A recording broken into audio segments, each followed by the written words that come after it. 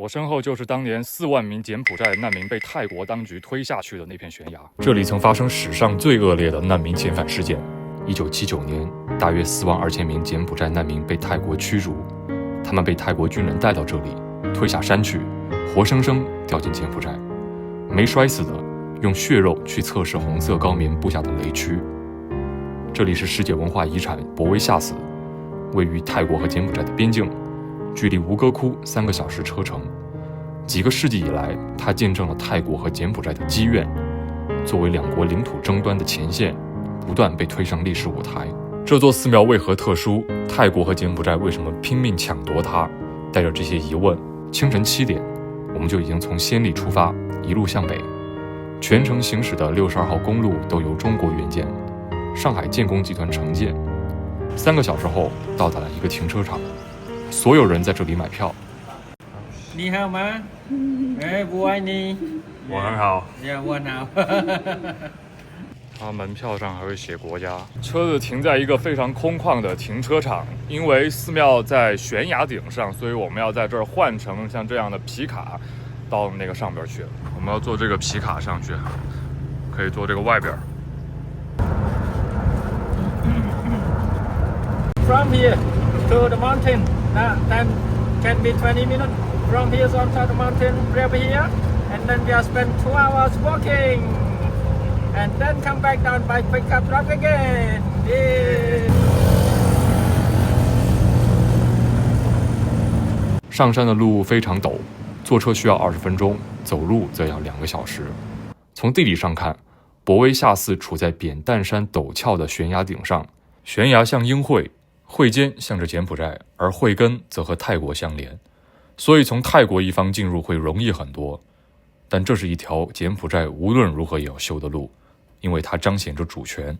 We have to share. We have to share that one. So right now, Thai Prime Minister still asking Cambodian Prime Minister to opening that. 它这个坡很多是45度上来的，巨陡。参观寺庙要沿着已开发的路线走，因为附近的密林中还有尚未清除的地雷。我们现在看到的石阶就是从山势平缓的泰国一侧延伸上来。导游说，那边的空地就是柬埔寨和泰国的边境，枯树枝是被两国交火烧没的。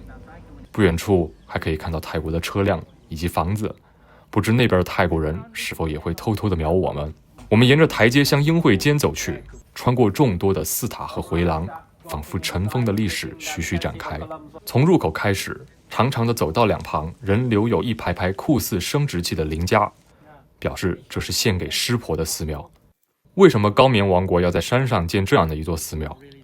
博威夏寺建成于苏利耶拔摩2世在位期间，那是高棉历史上最辉煌的时代，疆域囊括了中南半岛大部分的地区。在那个时候，博威夏寺的位置可不是边境，而是帝国的中心。吴哥王朝覆灭后，暹罗王国把高棉纳入属国，博威夏寺又成了暹罗的一部分，这就是冲突的由来。对于寺庙的归属，泰国和柬埔寨好像都有说得过去的理由。时间来到20世纪，法国殖民者大手一挥，把寺庙分给了柬埔寨。在这之后，泰国人失去了伸张主权的机会，国际法庭都判决博威夏寺属于柬埔寨。这边有一个中国政府援建的修复项目，中国帮忙修复了1、2、3号塔门，就是前面的那几个。终于来到了悬崖的终点，英惠坚的地方。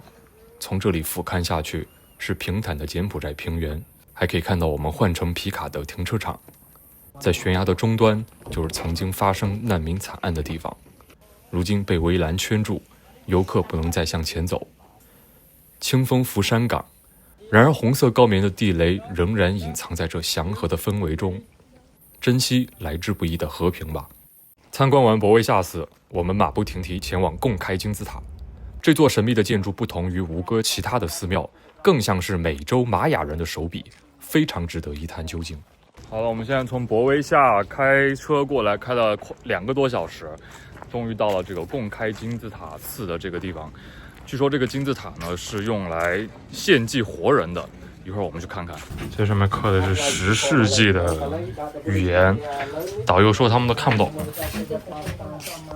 哇，前面就是金字塔了。看到金字塔的第一眼，感觉自己化身哈里森·福特，身处夺宝奇兵的剧情之中。该金字塔真正的用途已不可考，塔顶中央有个深不见底的洞，直通地面，据说是用来活人献祭，把祭品吊起来丢到洞里摔死，用以祈求上天。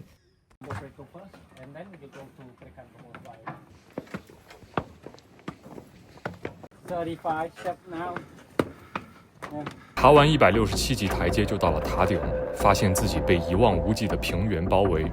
先前有提到塔顶中央有个直通地面的洞，但为防止游客摔下去被献祭了，已经用木条封住。洞口依然可以看到一些诡异的雕塑。即使已经快到日落时分，天气依然十分的炎热，我们赶紧撤退。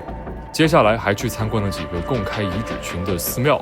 不得不说，这个一日游行程太充实了，没有一点水分，而且相当的小众。想来的朋友直接去 Get Your Guide 上预定就行了。